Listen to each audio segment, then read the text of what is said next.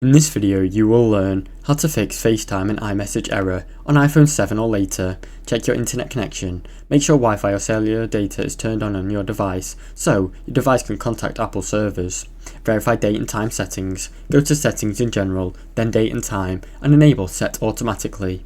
Sign out and back into Apple ID, go to settings in your name then sign out. This sign in is again and retry activation. Restart iMessage or FaceTime. Turn off both in settings such as message and settings. Then turn them back on after a few seconds. Reset network settings.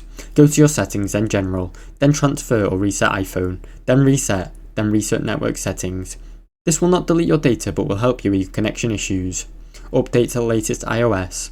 Go to settings in general, then update software and install any available iOS updates to fix any known bugs. Now you know how to fix FaceTime and iMessage errors on iPhone 7 or later.